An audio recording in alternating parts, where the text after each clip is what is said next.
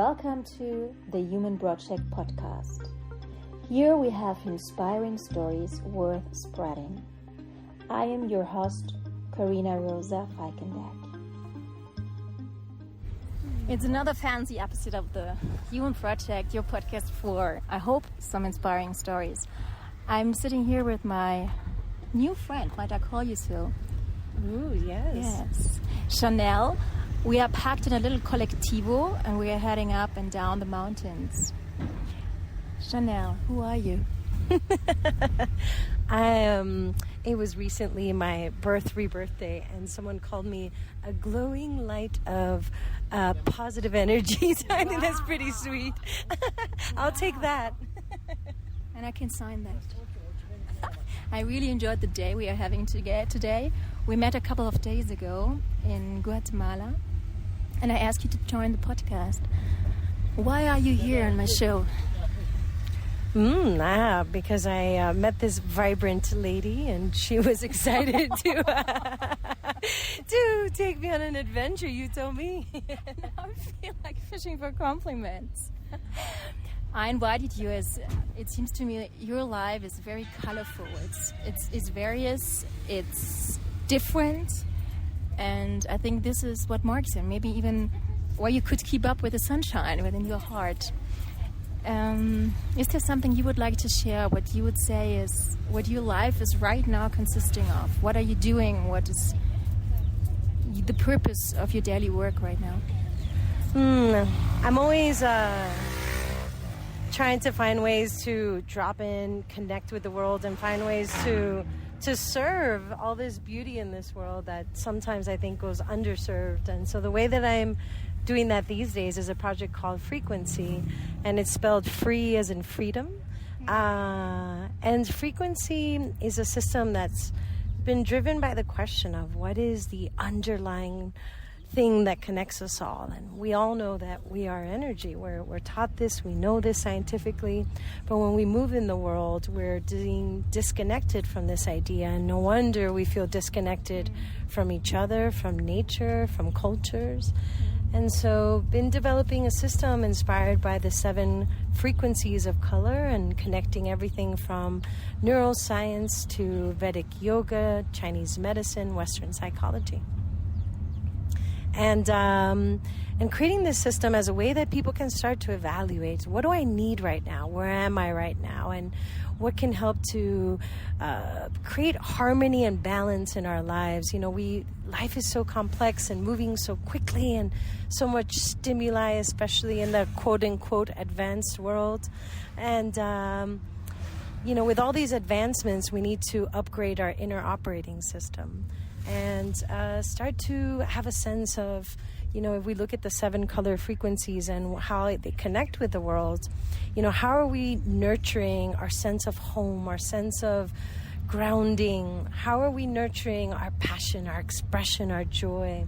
How are we expanding our hearts, stimulating our minds, expressing our voices, and seeking greater purpose in our lives and that enlightened joy that we all desire? And so we start to look at those things, and maybe it can help guide what we should be giving to ourselves on a day-to-day basis, so we can cultivate everything that we're transmitting inside of us. Because if I take care of my inner Janelle and you take care of your inner Cocolina, then we have something better to share with each other and with all of the environments we've been moving through in this colorful market that we were in today, and how we show up in that space. I like that idea a lot. I mean, the world is undergoing, I think, a very interesting, let's call it shift. We are facing a lot of problems, and I like your perspective on it, because at the end, the outer world is what we carry within us, right? So war is not only in the outside, and there are many ongoing wars that are not in the media focus. So bringing it back to the internal world, how can we find the best inner peace? Like, we all have parts within us that sometimes make us become angry, jealous, all those negative aspects. And then each of us is having, I believe in that, peaceful parts. How can we make sure that those peaceful, loving parts become more overwhelming? Is there anything that life has taught you? Do you have any special way of finding then back that inner peace that can also then bring the light towards the outer world? Absolutely. There's many paths to accomplish anything, and I often think we need a very diverse set of tools and a toolbox to feed those things. For me personally, I find that listening to, we're hearing a truck go by here. We're still in a packed car. I don't know how many. And earlier we were in a chicken bus, and but it's a perfect example. I was actually leaning back in the chicken bus with this big smile, and the guy was slamming on the horn so loud, and yet still felt so peaceful and joyful being there. And permanently, because we passed some serpentines, for some 1.5 hours or so, and he was permanently and constantly making the noise, right? So how did he manage to find, because he was still smiling at the time, 1.5 hours in a little chicken bus. I think that when give yourself permission to go out and live your dreams, to venture out and be curious about the world, to breathe deeply and take in the little things, how often do we just sit in the sun and just breathe for a minute and feel the sun charging us? It's literally charging us. How often do we take off our shoes and just feel the grass under our toes? When we come near a person, how often do we just put a hand on them and more consciously feel them next to us rather than just treating it like a passing commercial? When someone passes us something, do we look into their eyes and connect with them at a deeper level? And, those are some of the many things, but I think the biggest thing is to really take in the moment, because life goes by quickly, it's a fast ride, and at the end we take nothing with us but the spirit we've been living with, right? Which brings me to the beginning of the day. We got up very early. We met around 7, something like this, at the lake. We wanted really to be early as 9ish or something in this mercado. At the end, we arrived there at noon. Everything went different. It's Sunday, so the chicken bus doesn't run regularly, so we had to wait for 2 hours. And it was a beautiful lesson today, right? Because I think you mentioned it when we had that lovely view over the lake. Nothing was planned. So there was 2 options: either get annoyed, we were not there in the market at time, it took us hours at the end to arrive there, we wanted to, or to go the other direction. Absolutely. There's to add a point, had we gone another direction, we probably would have arrived hours earlier. We went the long way. But guess what? The long way is sometimes the most scenic way. Yeah. And because we were both open to it and without expectation, then we were delivered one beautiful market after the next, filled with beautiful fruits and brightly colored people. See, we have to pay for the bus. Those are the daily obligations. ¿Estiaste? Sí, muy bien.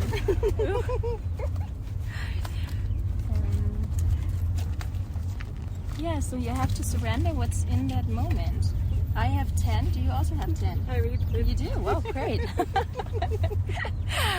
I wanted to say something because we do not really know each other. We met a couple of days ago. And I think situations like those we had to face in the morning, something is not working out. Yeah? It can also create a different energy. You spoke at the beginning about energies. I think what I really liked is, can I talk about it? Because you said, shit, I know my monthly period is coming as well. Worst moment, I'm not prepared and I have cramps and holy shit, we are there, it gets hot. We don't even know if we can leave at all. You remember? So this is not to get too graphic, we actually left one place that's on one side of a lake that's as big as a sea, and all the stores were closed. And if you're a lady, then you understand that is major alert going off in your brain. You're like, oh boy. And so I could either go back to my room and curl up in a ball and wait for the stores to close, or I could get creative. I like it. Jump on a bus and expect that a store would be open. And so eventually, after much wandering, we found a store and everything worked out. But I liked it because your mood didn't drop. I could feel you were in pain but your mood didn't drop. And this is spectacular.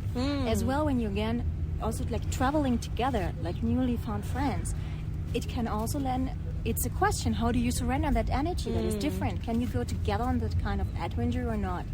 And I really am very thankful because we did. It was a gorgeous day. And the energy we created, was also on the market. You've seen, like, we were together, but nonetheless we couldn't explore, each of us. And then we were finding ourselves in that busy marketplace again. Energy, getting back to energy.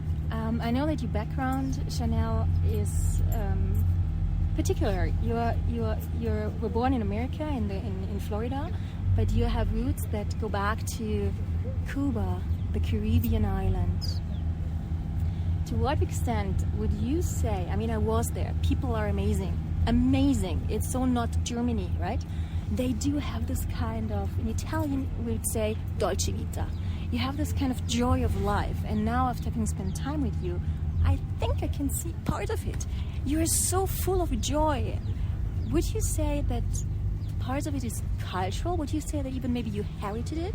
Or would you say it's just the environment that makes people become differently, like in a colder area, Scandinavian area, or deep Russia? It's different. You have less sunshine, more dark hours, whatever. In the Caribbean, I see the palm trees. I see the sea, the fresh breeze of the sea. I mean, absolutely. You know, the environment always inspires, right? We met spending time on Lake Atitlan, and it completely revitalized my spirit being there. You know, so change definitely makes a thing. Now, I'm definitely particular to sea salt, air, breeze, and sunshine. I'm not gonna lie, but you know, I live in Miami. I've spent time in Cuba, and you know, I've had family and friends just like anywhere in the world where there are days that even though they're living in paradise, they feel like we're living in a state of war, or sometimes they've been in the opposite situation and been in great peace. Or, you know, I remember being in Cuba with someone whose husband had just been taken away by the police, but they were sitting pretty peacefully. And I asked them, I said, how can you smile? Your husband was just taken away. And she said, if I sat here and cried, I'd cry every day. Wow. So why bother?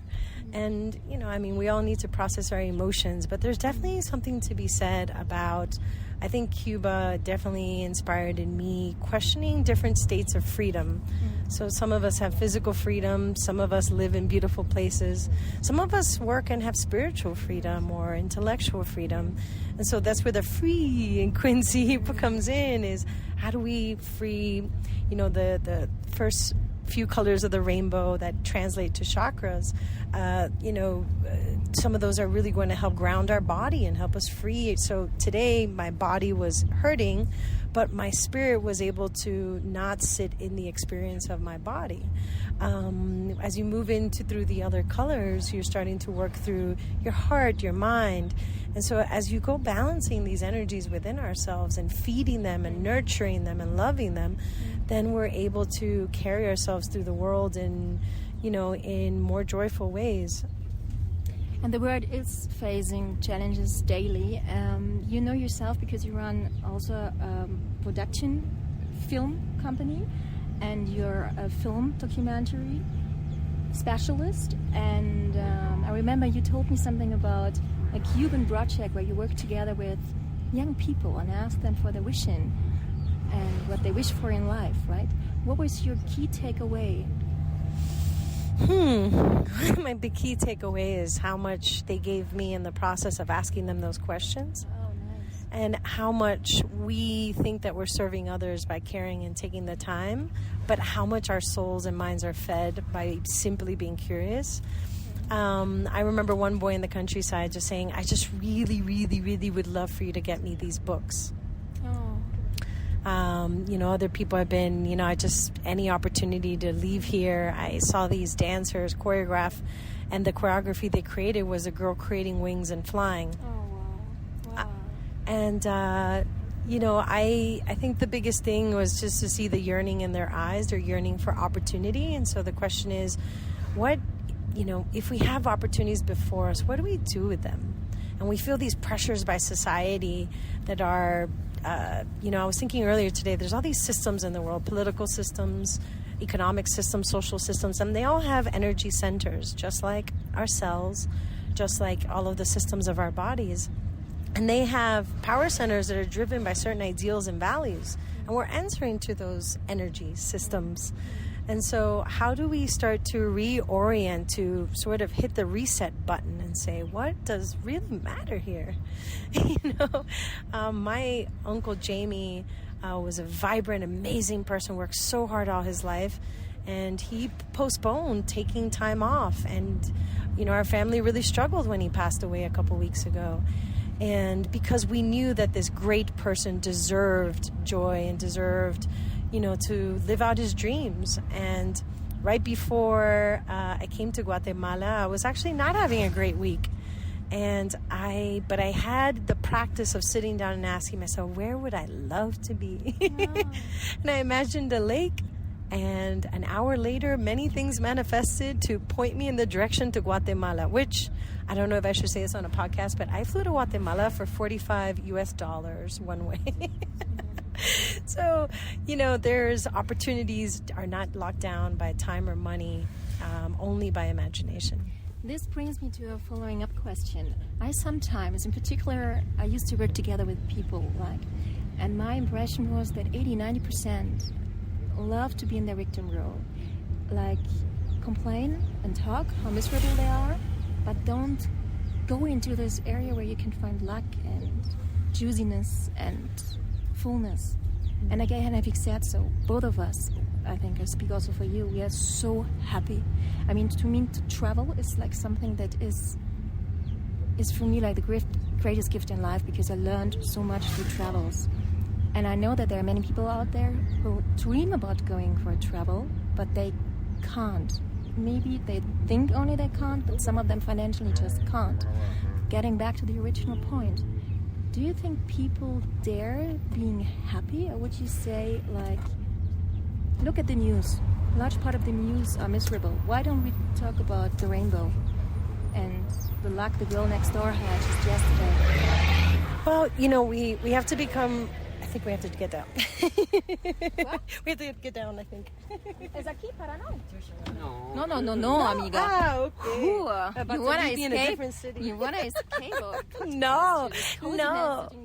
I I know. I will snuggle up on next to you, no problem. don't give up on this question. So I really, what I've observed, I've done a lot of social work in the world. I've also worked in film and television. From LA to New York to Miami, and those and in major commercial television and film production. And I started to become so keenly aware of the perceptions that we have and how they're created. So oftentimes each person lives in a bubble, that bubble persisting, including where they live, where they work, where they go home, usually certain streets within even certain cities. And then they put on the television. And so our perceptions are so often being created by literally where we frequent and the things we watch.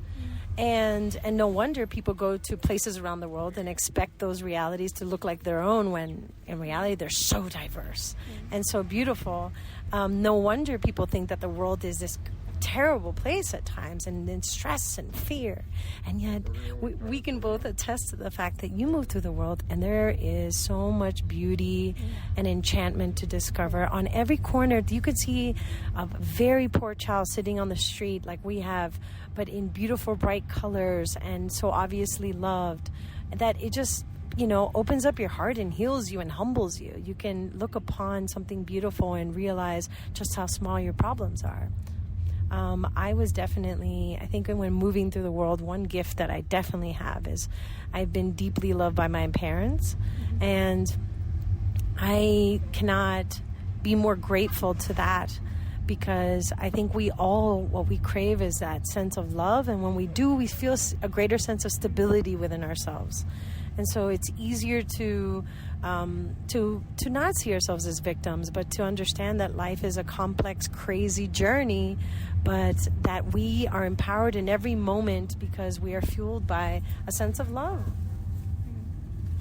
What about you? That is something that is very special. What you said, you could feel the love of your parents. while we were on the way to the market, you showed me a picture. It was so funny because we were the two parents of you, each of them having one part of one class, right? A point you broke before. And I was about to ask, are your parents passing a happy marriage? And then you said they separated. Mm-hmm. So what do you think is there? Apparently they get along very well, right? Yes, I'm exceedingly proud of my parents. I think that they have remained incredible friends. They work together. They give each other work. They collaborate.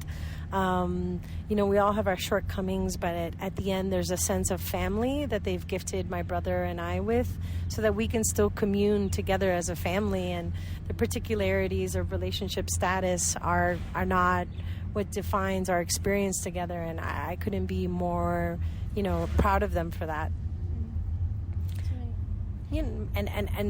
Likewise, we have the opportunity to forge friendships that extend beyond status at any moment. Getting back to the energy aspect, you have a lot of energy, right? Without doubt. And you gift some of your energy to help others. You run even an NGO? It's the Roots of Hope, right? So I was a co-founder of a nonprofit that I was volunteering probably from 2004 to 2012, and then more recently with massive protests across Cuba, I once again activated my love for Cuba in partnership with Roots of Hope and with all types of diverse volunteers, many Cubans themselves. Some of them programmers from Cuba, and created a website working with attorneys to represent people that were, expressing their voices and being heard in the process. Where do you take that energy for the social engagements? Do you think it is somehow linked? And now I go a bit back in your history. It was in the 50s and the 60s where your parents emigrated from Cuba, so they had to start a new life. They chose Florida, known as a very Espanol community, feeling like maybe a bit home because it's not that far away. Do you think that has marked you? Because you also did the documentary on Cuba, so there is, of course, a connection.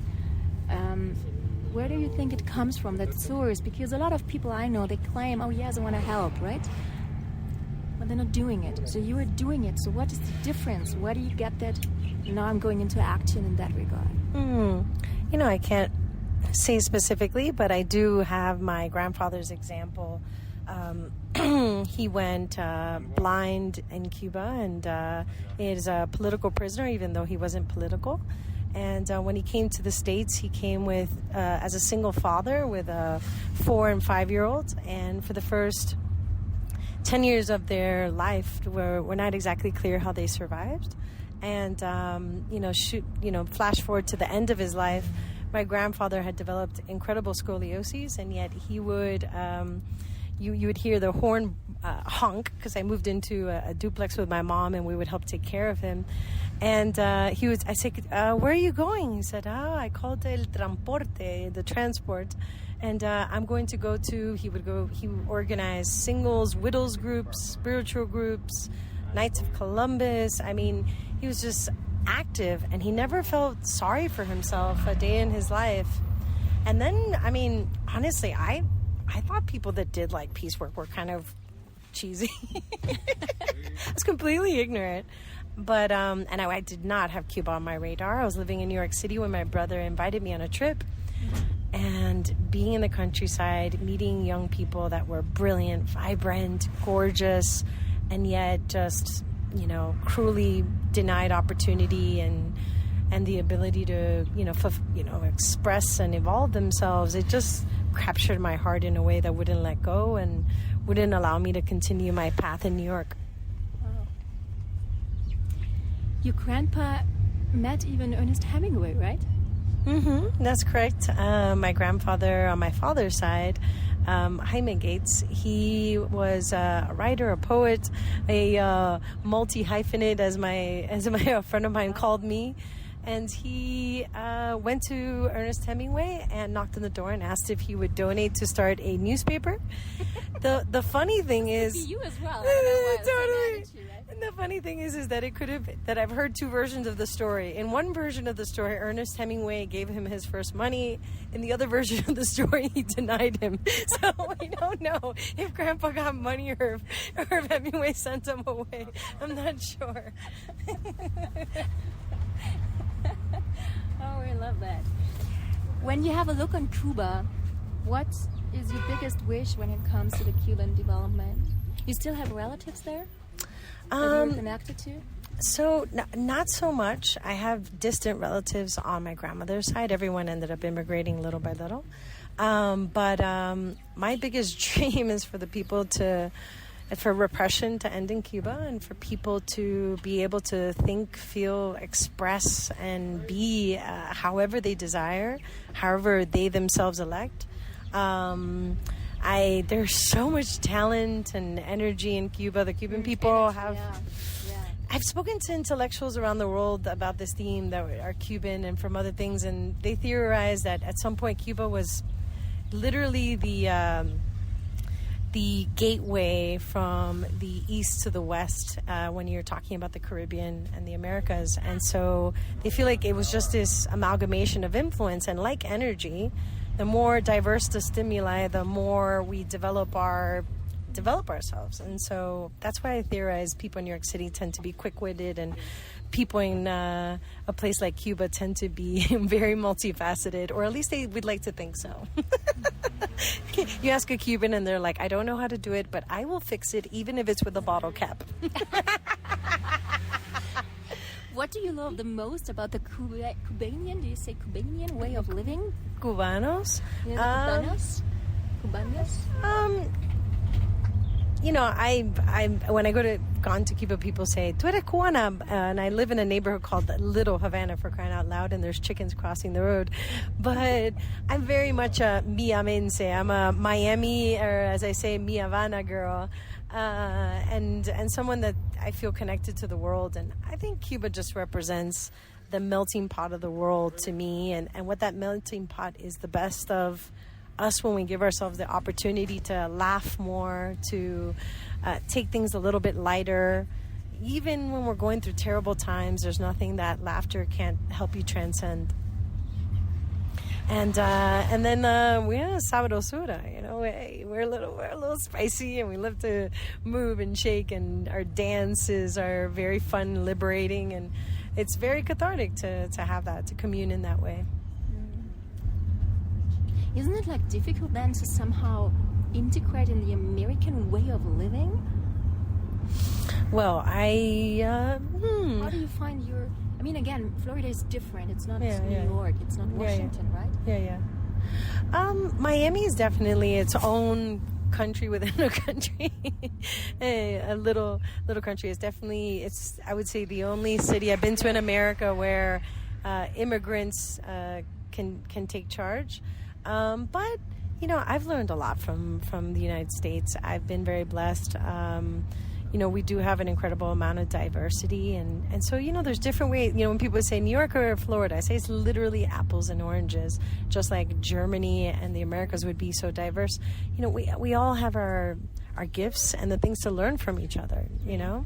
I learned my get it done attitude from New York City, and I learned my love and take it easy from Miami. You know? You mentioned the course of today as well, that you were once in touch with young women and girls that got displaced because of natural disasters, for example. Is there anything you would like to share about that? Yeah, I mean, I had a brief but impactful journey to Haiti with Women and Girls Initiative, and they work help empower girls that have been displaced due to natural disasters, such as, and Haiti sadly has been plagued by, you know, earthquakes, hurricanes, not to mention social, economic, and political problems. And so they would help to support these girls in school, help them get therapy to transcend unfortunately are very vulnerable, especially for sexual abuse. in these displacement camps.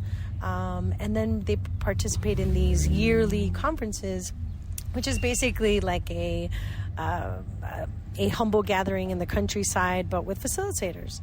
And, these girls had been through horrible things. One girl told me that she was in the bathtub with her brother when a hurricane hit and something fell in the house and her brother was taken. And even those girls that have seen horrors that no one should, found a way to smile.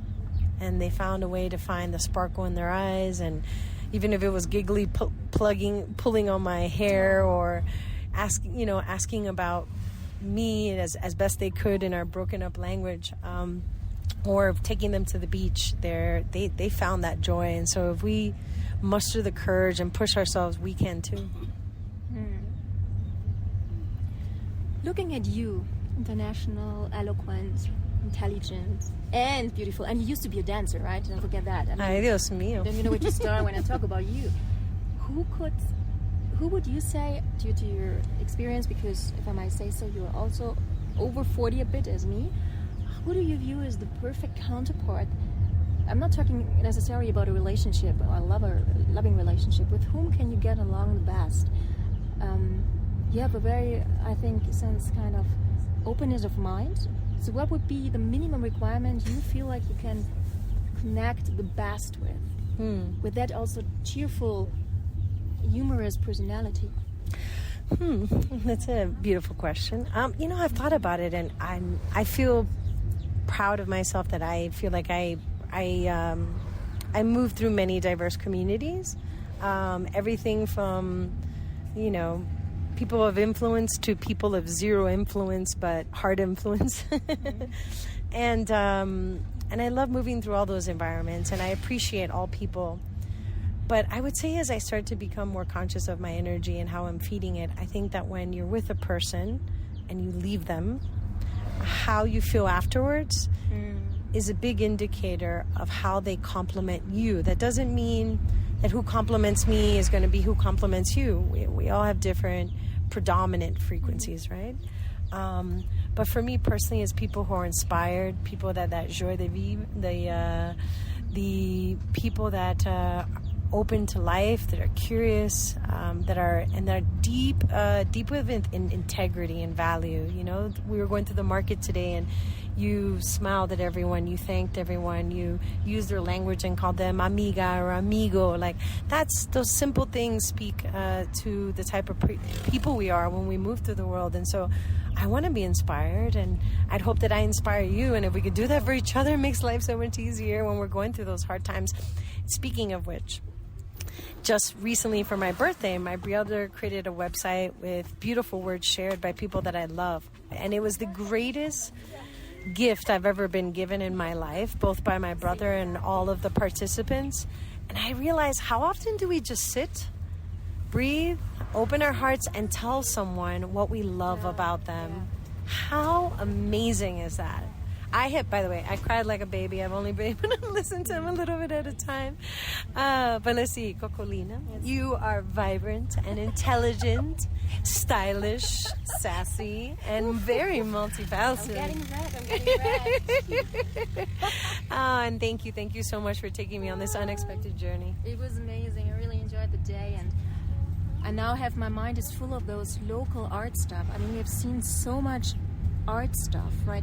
Handicraft work, like coming from Guatemala and maybe even some places around. It's always touching my heart to see how much work was done into certain clothes. And then we just spoke about it. You go over those cheapy shops like H&M or Zara.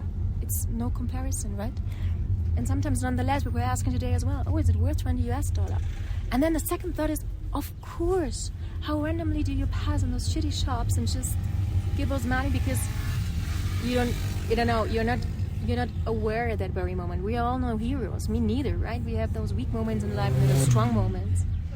But I take with me today those sunshines, your sunshine, and the beautiness of this local market and how nice those things still are. And I think they are so random to be found. The world becomes so unified when it comes to energy, right? There is an energy that sometimes is not good, I have to say. It's like it's a rollout. It's like a rollout marketing thing. I don't know. We align too much. I miss some diversity. Like here in Guatemala, they speak a lot of local languages. It's unbelievable. I hope for them they can keep that. Yeah, absolutely. And, going back to the frequency of colors, whether it's, Miami, that's a sun-kissed orange prevalent energy, or a dark indigo, very intellectual New York, or where we're at now that is deeply grounded in like a deep red, but then filled with all these vibrant colors and people transferring their energy into handmade work. You feel that, right? You feel that, and I really hope that we take the time to purchase and support things that are local, that are handcrafted, that are handmade, because as we move increasingly into this quote-unquote modernization, what are we losing in the way? What energy are we shifting towards? What vibrancy are we losing? And at the end of the day, if computers take over everything, what is left? And so, what is left is our culture, our colors, our music, our sound, the things that humanity and only humanity have. This would be a perfect end, but I still have 3 more questions for you. Oh boy. You don't need to answer all. If you say like Joker, go for it. What was the craziest place you've ever been naked? So I don't know about crazy. I can't say that I'm a nudist, but hey, nudity's fun. But I remember my friend Christian de la Huerta, he invited me to this retreat in actually just outside of New York. And we were in this beautiful natural spring reservoir in this beautiful handcrafted home. Oh, no, stop. Oh, I'm sorry. Doggy. A puppy just ran straight into our bus, and fortunately, gracias por parar. And our bus driver very calmly braked in time, and the puppy has survived. Whew. Okay. Back to nudity. No. So, feeling like a wild puppy running into the street in the midst of this retreat. We were invited if we wanted to undress in this, at night. It was still very dark, and jump off of a platform into the spring. And then we kind of were trying to float. And wait here, Jamal, because now we have arrived. I have to hug you. I have to thank you for this very spontaneous moment. I would have loved more questions, but we maybe have a continuation. Thank you so much. Thank you.